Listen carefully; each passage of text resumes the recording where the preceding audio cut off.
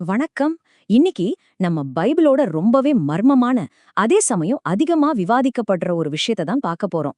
அதாவது கடைசி காலத்தோட காலவரிசை. போர்கள், பேரழிவுகள்ல இருந்து 1000 வருஷ சமாதானம் வரைக்கும். எதிர்காலத்தை பத்தின இந்த சிக்கலான வரைபடத்தை நம்ம ஒன்னா சேர்ந்து ரொம்ப எளிமையா புரிஞ்சுக்க போறோம். சரி, வாங்க விஷயத்துக்குள்ள போலாம். ஒருவேளை இந்த கடைசி காலத்துக்குன்னு ஒரு டைம் டேபிள் இருந்தா எப்படி இருக்கும்னு யோசிச்சு பாப்போமா? பைபிள்ல இருக்கிற தீர்க்க தரிசனங்களோட அடிப்படையில ஒரு குறிப்பிட்ட வரிசையில தொடக்க தேதிகள், அது எவ்வளவு காலம் நடக்கும், ஒரு சம்பவம் இன்னொன்னு எப்படி சார்ந்திருக்குங்கிறத பத்தி இந்த கால அட்டவணை விளக்குது. இந்த மொத்த பயணத்தையும் நம்ம 6 முக்கியமான பிரிவுகளா பார்க்க போறோம். பெரிய மாற்றங்கள் ஆரம்பிக்கிறதுல இருந்து அந்த 7 வருஷ கொந்தளிப்பான காலம், அப்புறம் அதுக்கு பின்னாடி என்ன நடக்க போகுதுன்னு எல்லாத்தையும் பார்க்கலாம். ரெடியா இருங்க. இந்த மெயின் டைம்லைன் ஸ்டார்ட் ஆகிறதுக்கு முன்னாடி பைபிள்ல காலத்தின் அறிகுறிகள் சில விஷயங்களை சொல்லிருக்காங்க. அது என்னன்னா, இப்ப நம்ம பார்த்துட்டு இருக்கிற போர்கள், பஞ்சம், சமூகத்துல நடக்கிற சீர்கேடுகள் மாதிரி விஷயங்கள் தான். இப்போ இந்த மொத்த டைம்லைனையும் புரிஞ்சுக்கிறதுக்கான ஒரு முக்கியமான சாவி இங்க தான் இருக்கு. சில சம்பவங்கள் ஒண்ணுக்கப்புறம் ஒண்ணுன்னு வரிசையா நடக்கும், டாமினோஸ் மாதிரி. ஆனா சிலது ஒரே நேரத்துல இணையா நடக்கும். இந்த வித்தியாசத்தை புரிஞ்சுக்கிறது ரொம்ப ரொம்ப முக்கியம். இந்த அமைப்பு படி பாத்தீங்கன்னா, நடக்க போற முதல் முக்கியமான சம்பவம் கண்ண மூடி தொறக்கறதுக்குள்ள நடந்துடும். அதுதான் ரகசிய வருகை அல்லது ராப்சர். விசுவாசிகள் திடீர்னு காணாம போயிடுவாங்க. அது உலகத்துல பெரிய பீதியையும் குழப்பத்தையும் உருவாக்கும். சும்மா யோசிச்சு பாருங்க. இந்த ஒரு நிகழ்வு, அதாவது ஏற்கனவே இறந்து போன விசுவாசிகள் உயிர் தழறதோட சேர்ந்து ஒரே நேரத்துல நடக்குது. இதுதான் இதுக்கப்புறம் நடக்க போற எல்லா சம்பவங்களுக்கும் ஒரு பெரிய ஸ்டார்டிங் பாயிண்டா அமைய போகுது. அப்போ முக்கியமான விஷயம் என்னன்னா, இந்த ரகசிய வருகை நடந்த உடனேயே மகா உபதிரவ காலம்னு சொல்லப்படுற ஒரு காலகட்டம் தொடங்குது. பைபிள் படி இது சரியா 7 வருஷத்துக்கு நீடிக்கும். பாருங்க, இந்த காலகட்டம் எப்படி இருக்குன்னு ஒரு மறைந்து போற சம்பவத்துல ஆரம்பிச்சு எல்லாருமே பாக்குற மாதிரி கிறிஸ்துவின் 2ஆம் வருகையிலும் முடியுது.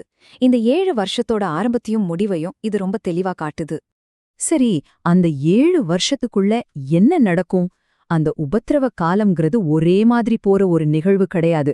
அதுக்குள்ள காலப்போக்குல பல தொடர்ச்சியான தீர்ப்புகளும் நெருக்கடிகளும் வந்துகிட்டே இருக்கும். அத பத்தி இப்ப விரிவா பார்க்கலாம். பைபிள்ல 3 முக்கியமான கொடர் நியாயத்தீர்ப்புகளை வரிசைப்படுத்துறாங்க. முதல்ல முத்திரைகள், அதைத் தொடர்ந்து எக்காளங்கள், கடைசியா கலசங்கள். ஒன்ன விட ஒன்னு ரொம்பவே பேரழிவை தரக்கூடியதா இருக்கும். இந்த சம்பவங்களோட தாக்கம் நம்ம கற்பனைக்கே எட்டாதது. உதாரணத்துக்கு, அந்த 7 முத்திரைகள் திறக்கப்படும் போது மட்டுமே உலக மக்கள் தொகையில கால்வாசி பேர், அதாவது 4ல ஒருத்தர் இறந்து போயிடுவாங்கன்னு பைபிள் சொல்லுது. ஆனா இங்கதான் ஒரு ட்விஸ்ட். இந்த தொடர் தீர்ப்புகள் நடந்துட்டு இருக்கும்போதே அதுக்கு இணையா வேற சில முக்கியமான சம்பவங்களும் நடக்கும். ஒரு உலக சர்வாதிகாரி வருவான், 2 சக்தி வாய்ந்த தீர்க்கதரிசிகள் தோன்றுவாங்க. இதெல்லாம் அந்த குழப்பத்தை இன்னும் அதிகமாக்கும். பைபிள்ல 2 சாட்சிகளோட கதைய முக்கியமா சொல்றாங்க. அவங்க ஒரு 3 வருஷம் பிரசங்கம் பண்ணுவாங்க, அப்புறம் கொல்லப்படுவாங்க. ஆனா அவங்க உயிர் தெழுறத உலகமே பாக்குற மாதிரி ஒளிபரப்பப்படும். இது மக்களுக்கு பெரிய பயத்தையும் ஆச்சரியத்தையும் ஏற்படுத்தும். டைம்லைன் முன்னாடி போக போக பேரழிவும் அதிகமாகும். இதுக்கப்புறம் ஐப்ராத்து நதியில நடக்க போற ஒரு நியாய தீர்ப்பு, அப்போ உயிரோட இருக்கிறவங்கள இன்னும் 3ல ஒரு பங்கு மக்களை அழிக்கிற ஒரு படைய கட்ட விழுத்து விடும். இந்த 7 வருஷ குழப்பமும் பேரழிவும் ஒரு அதிரடியான வேகமான முடிவை நோக்கி போகுது.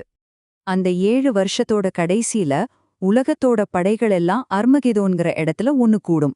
ஆனா கிறிஸ்துவன் உடனடியான 2ஆம் வருகையால ஒரே நொடியில தோற்கடிக்கப்படும். இந்த சம்பவம் மகா உபத்திரவ காலத்தோட முழுமையான முடிவையும் அந்தி கிறிஸ்துவோட உலகளாவிய ஆட்சியோட தோல்வியையும் குறிக்குது. சரி, இப்போ போரும் குழப்பமும் முடிஞ்சது. ஒரு புதிய சகாப்தம் தொடங்குது. இது உலகம் இயங்குற விதத்தையே முழுசா மாத்தப் போகுது. மகா உபத்திரவ காலத்தோட குழப்பத்துக்குப் பிறகு பைபிள் மில்லினியம்னு சொல்ற 1000 வருஷ உலகளாவிய சமாதானம், நீதி, மறுசீரமைப்பு பத்தி விவரிக்குது. சொல்லப்போனா இது பூமியில ஒரு சொர்க்கம் மாதிரி இருக்கும். ஆனா 1000 வருஷ சமாதானத்துக்கு பிறகும் கூட ஒரு கடைசி சின்ன கிளர்ச்சி நடக்கும். அது சாத்தானால வழிநடத்தப்படும். ஆனா அதுவும் ரொம்ப வேகமாவும் தீர்க்கமாவும் முடிவுக்கு கொண்டு வரப்படும். இதுதான் நம்ம காலவரிசையோட கடைசி நிகழ்வுகளுக்கு நம்மள கூட்டிட்டு போகுது. மனித வரலாற்றோட இறுதி அத்தியாயம். அப்போ கடைசியா என்ன நடக்கும்? பெரிய வெள்ளை சிங்காசனத்துல இறுதி நியாயத்தீர்ப்பு நடக்கும். பழைய வானமும் பூமியும் மாறி ஒரு புதிய வானமும் புதிய பூமியும் உருவாக்கப்படும். அதுக்கப்புறம் நித்திய ராஜ்யம் தொடங்கும். இதுதான் இந்த முழு தீர்க்க தரிசன வரைபடத்தோட முடிவு. அதாவது தீமை மேல ஒரு முழுமையான நிரந்தரமான வெற்றி கிடைச்சு ஒரு புதிய பரிபூர்ணமான வாழ்வு தொடங்கும். ஆக இங்க முக்கியமான விஷயம் தேதிகளை கணிக்கிறதில்ல, மாறா இந்த தீர்க்க தரிசன கட்டமைப்போட ஓட்டத்தையும் அது சொல்ற செய்தியையும் புரிஞ்சுக்கிறது தான். இந்த காலவரிசை காலத்தோட அறிகுறிகள்ல ஆரம்பிச்சு நித்திய ராஜ்யம் வரைக்கும் மனிதகுலத்தோட இறுதி அத்தியாயத்தை ஒரு முழு கதையா நம்ம முன்னாடி வைக்குது.